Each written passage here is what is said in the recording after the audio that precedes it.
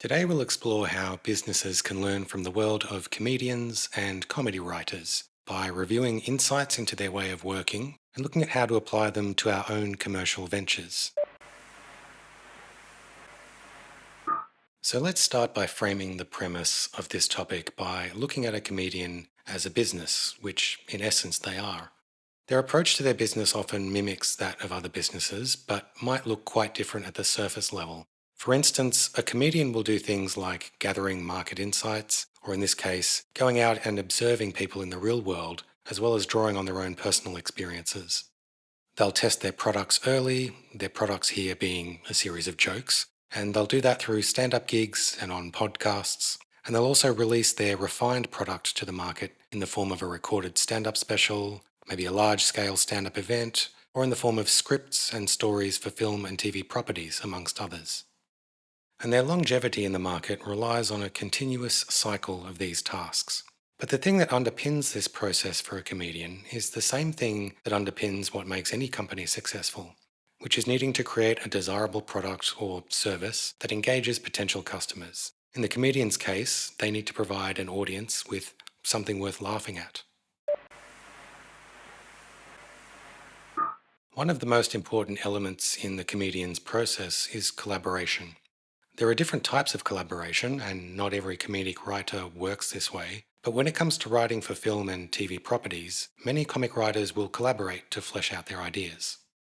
There's a couple of aspects to this type of collaboration that can make or break it, and they can be applied to how other businesses facilitate their own collaboration.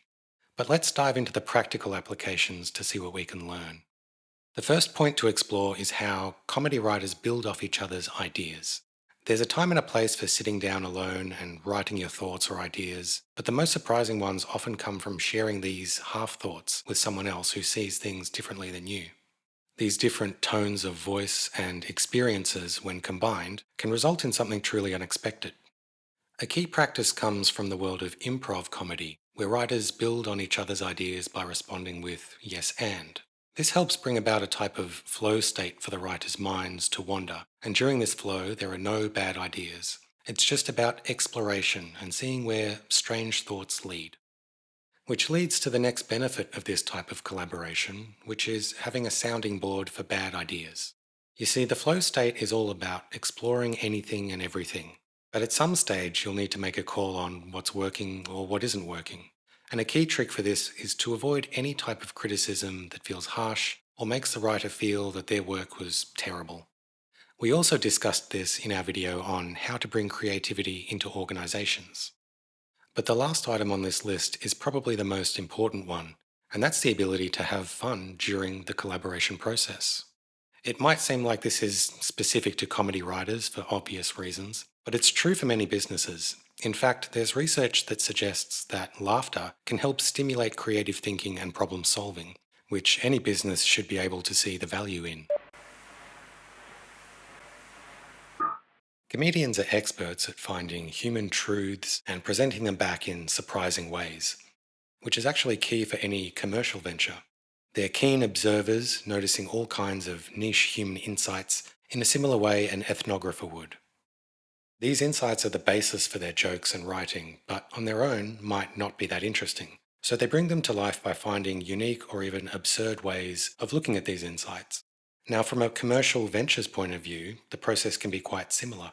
Spend time in the world observing, experiencing, and discussing the problem or desire space you're working on to collect insights. Then discover a solution that solves or meets them in a novel, creative way.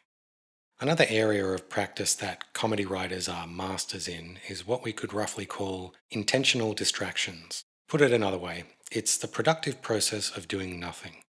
The way in which comedians tend to go about this is by letting their observations and personal experiences percolate in the back of their minds while distracting themselves with other things that don't require too much brain power.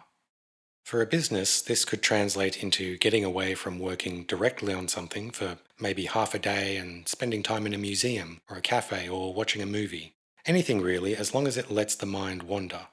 Often the most interesting ideas will then randomly present themselves as the brain has been making these strange connections in the background while you were distracting yourself. Something that comedians use, especially stand up comics, is road testing their material while developing it in order to gain real world feedback. This lets them see what is and isn't working and maybe try new variations on their material and refine it until it's achieved its peak form. For business ventures, this approach of testing products and services early and often is critical in order to finding out if the idea is working well, maybe working okay but needs some refinement, or not working at all and should probably be scrapped, letting you start over on a different solution.